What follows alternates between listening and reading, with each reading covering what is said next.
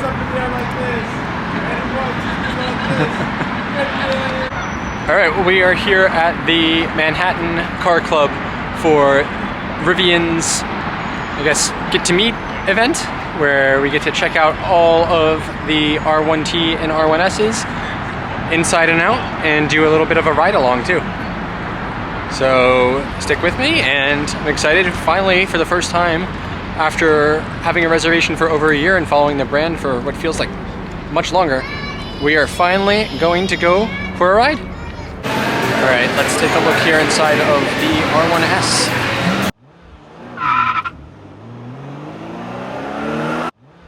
That's right.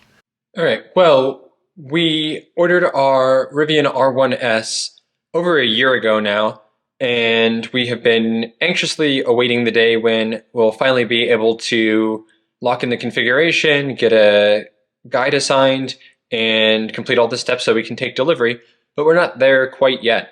So instead today, we were able to take the opportunity to journey out to New York, where Rivian was hosting an event at the Classic Car Club to show off both the R1S and R1T and allow reservation holders to get to check them out in person when they may not have had the chance before.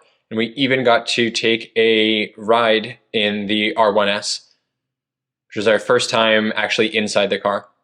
So we've started seeing more and more Rivians out there on the road, but they are still ramping up production, and our estimated delivery date is still in the first half of 2024. So it looks like we're going to have some more time to wait, but hopefully they can ramp up even further and that estimated delivery date will come even sooner.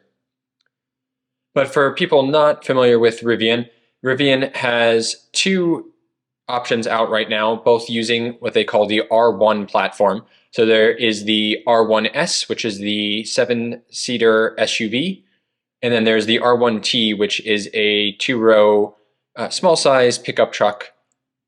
Both are fully battery electric, and they utilize the same underlying drivetrain and battery platform.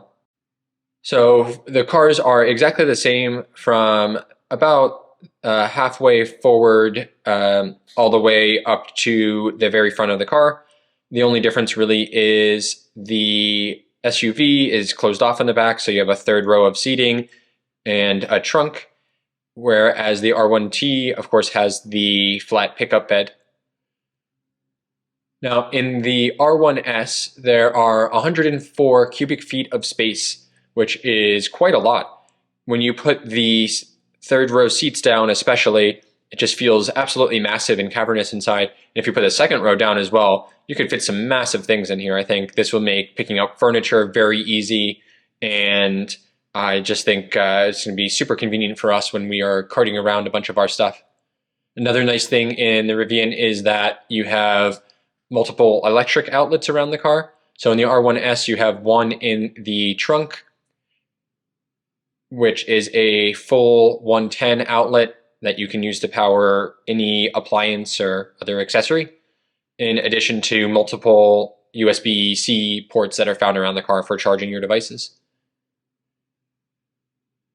Now, one complaint that I think a lot of families might have about the R1S is that, as of right now at least, it only comes in a 7-seat configuration, which means that the second row is a full-on 3-seat wide bench seat, which in other SUVs, like the one that we currently have, it's nice to have the option for a 6-seater variety where you have captain's chairs so that you have an easy aisle to access the third row of seating, especially for kids that are capable of getting back there themselves and putting their seatbelt on.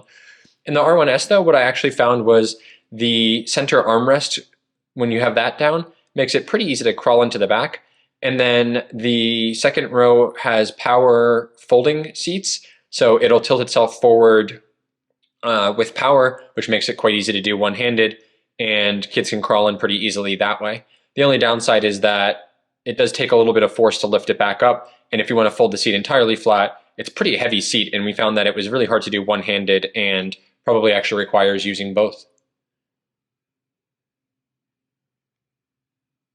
The third row also, of course, folds down, but it is a manual push to put it down. The second row can be folded down from either the back of the seat itself or all the way in the trunk. There are 2 buttons that will power fold it down. The only problem here again is that from the trunk, there's no way to fold it back up. You have to go around and physically lift the seat back up. One thing we really like that also makes the car feel considerably bigger is the sunroof. So it is a massive, expansive sunroof that goes all the way from the front of the car to the back. And it really just opens it up. It makes it feel like there's a ton of headroom throughout the car, and you just feel more roomy, less claustrophobic, even all the way back in the third row. One of the cool things about Rivian and their overall brand is, of course, how much they focus on sort of adventure and outdoorsiness.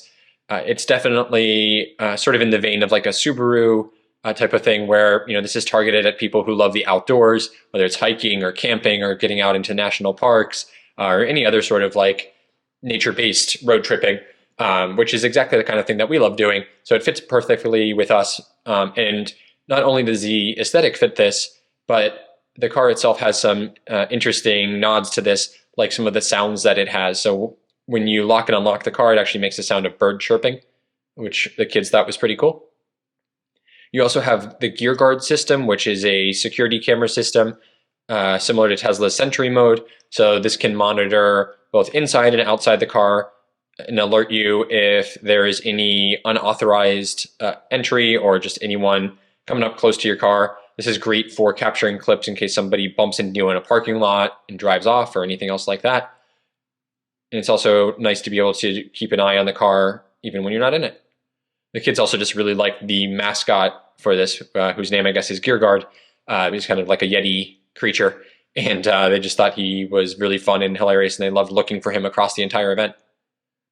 One of the great parts of Rivian is that they are building out their own charging network. So even though this is a CCS car and heavily reliant on the CCS network, now with Tesla opening up to CCS cars through the Magic Dock, and with Rivian building out their own extension called the Rivian Adventure Network, there are going to be a lot of options for charging this car. And one of the cool features about it is you have this huge light bar in the front that actually lights up green and shows an indication of how charged you are. So you can see it from pretty far away in a parking lot and know if you need to rush back to the car or if you've got some more time for shopping or walking around or something. Rivian's also been great with software updates.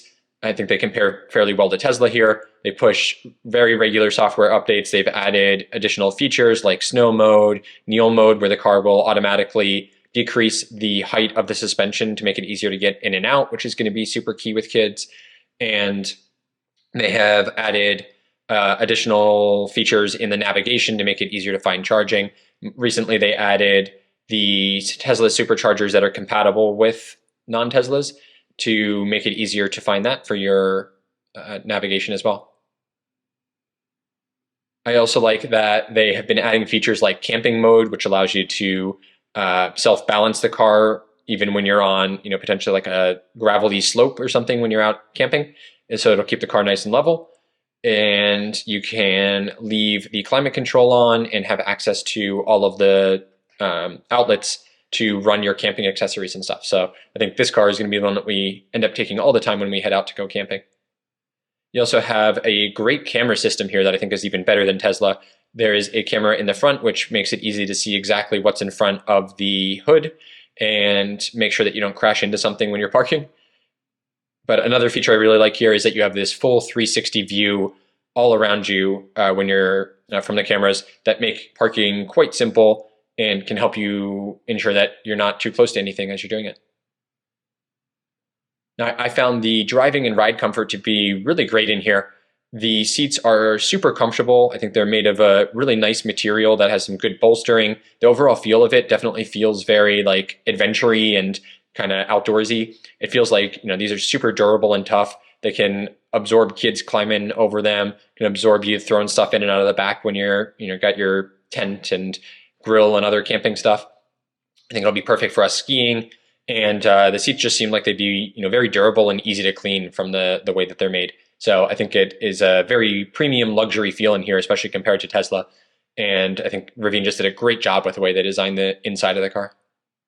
Now, Rivian has also just knocked things out of the park with the driving itself. So it is an EV, so of course you're going to get that instant torque and acceleration. But the quad motors on here just really especially give this car a ton of oomph when you're driving it. It's a pretty big, heavy car, and when you touch the accelerator, the car just launches. It doesn't feel, dangerous or out of control or anything, but just a ton of power at your hands, and it makes the car feel very nimble and agile and capable, as opposed to, a larger like gas SUV that just can feel like it takes so long to speed up when you're pushing the accelerator. So I think Rivian has done a great job with the drivetrain here. Then from a functionality standpoint, not only do you have the huge trunk, but you have this large, massive front trunk as well, which can fit 3 kids in, or a tremendous amount of luggage or other accessories. And I think this is probably actually where we might end up sticking groceries a lot of the time when we're using the car, because it's easily accessible. It's a power open and closed as opposed to Tesla, which makes it just feel more usable and practical. One of the things I don't like about the Model 3 and Model Y frunk is that since it is since it's not power close at all, you have to like manually do it, and just the way that it's designed, it feels like you're going to like bend or break the frunk anytime that you're pushing on it. So I just tend not to use it because I worry about that. Whereas in the Rivian, since it's just powered, I feel like you can do it as many times as you want, and it's not going to hurt the frunk at all or any of the mechanisms. So I think we'll end up using this a whole lot more than we do the frunk on the Tesla.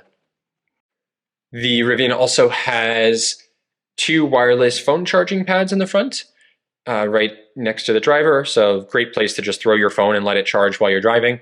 The location means that you're probably not going to be like looking at your phone and using it for navigation or anything as you're driving. And since Rivian does not have CarPlay or Android Auto built into it, kind of taking Tesla's lead there, everything is custom Rivian software. It is a little bit of a downside that you can't easily access your phone. But it did seem like Rivian is at least maybe a little more willing to look into adopting CarPlay and Android Auto than Tesla has been. So we'll have to see. They haven't announced anything official about that. And there aren't really even that many rumors about it. But I just sort of got the impression that it was at least something that they were looking into. So hopefully that'll come one day. And if not, you do have Spotify, TuneIn, and Tidal as music streaming options in the car. Unfortunately, no Apple Music right now, but I think probably following Tesla's lead here too, it's very likely that that would be the next one that they'll add. So that'll give us an option for music streaming in the car, and I hope that they bring that soon as well. I also just like that in the driving compartment here, you have a few accessories that can really help with sort of that hiking and camping lifestyle. There is a Bluetooth speaker called the Camp Speaker that slots right in under the center armrest. That charges it up. It's a Bluetooth speaker that you can connect your phone to. I think it'd be cool if they were to have this like automatically paired to the car stereo so that you could just control and play from there rather than having to use your phone. But when you're sitting outside the car camping anyway, it's nice to just be able to control it from the phone. So this is really cool. It also doubles as a camp light, and I think it's just going to be a lot of fun for us to use this when we're camping or tailgating or anything like that. And then you also have this super high-powered flashlight which latches straight into the door here. And it is incredibly bright. We were blinding people kind of around the entire show with it. But it was very cool that you have that included there. And again, perfect for like hiking and camping. And then I also really like that you have this air compressor in the trunk in both the R1S and the R1T. So this allows you to air down your tires if you're going to be going off-roading so you can have better grip. I guess you could also theoretically do it in some deep snow or on the ice. And then with the air compressor and the hose that it includes, you can air it back up and get back on the road without having to find a air compressor somewhere else. And then I found that the interior overall is just very comfortable. The driving position is fantastic. You're up high enough that you have a great view overall of the road. Really weren't many blind spots from the pillars or anything like that. And then in the second row, ton of space in the second row. You can move the seats back easily to get even more leg room. At the cost, of course, of the third row passengers, but if you've got kids back there, they're not going to care anyway. And I think the second row itself would be fairly comfortable, even on a somewhat long trip for adults. Third row, definitely tighter and a little bit, more kind of contained as you don't have doors there. But with the windows and the sunroof, it definitely did not feel claustrophobic. And I think, even an adult of height like mine, I'm 6'1", would be okay back here for a fairly short road trip, like obviously not multiple hours, but even up to an hour or so, I think would be okay back here. and it's certainly plenty of space for kids. And I like that you have vents and even USB chargers back here for the rear seat occupants. Yeah, so overall, it was really great to finally get a chance to actually like crawl in and explore the R1S. I really liked the ride along and getting to see how the car actually felt and what it's like, actually in driving. Getting to play around with the media screen a little bit more, seeing the navigation and just some of the great updates that they've brought there. And just has me so much more excited for our R1S to finally come now. So I hope that they end up ramping up production even more and the day arrives soon. But I wanted to thank Rivian for throwing a great event and letting us check this out. Our whole family really loved it. The kids are super excited about the car now too, and they just loved crawling around everywhere. And I'll also just note that the Rivian staff were super awesome throughout this entire event. Not only were they super knowledgeable about the cars and very willing to like talk about the roadmap and everything like that, but they were also just great like with our kids too. We've been to plenty of other places where you kind of get the side eye when you've got little kids like, exploring and touching the cars and stuff. And Rivian was like encouraging them to go crawl through the gear tunnel and check out the trunks and like climb all over the car and push things and stuff. So it's just really cool. Like I think they did a great job of getting us all from the adults down to the kids excited about the car and just really making us feel like we were part of the brand and the family of Rivian and everything. So it was awesome to see that, and I hope that they put on some more events like this and that we can get our car soon as well. Super excited to join the Rivian family. Yep. All right, well, I hope you found the peek at the inside of the Rivians just as exciting and interesting as I did. If so, please do like and subscribe. We're gonna have so much more Rivian content coming soon. We actually just talked to them about scheduling a actual test drive too out of Brooklyn. So hopefully we'll be doing that soon. And seems like we might be making some changes to our configuration options now after seeing stuff in person. But hopefully we'll get our R1S soon. All right, well with that, thanks so much for watching. I'll see you out there on the road.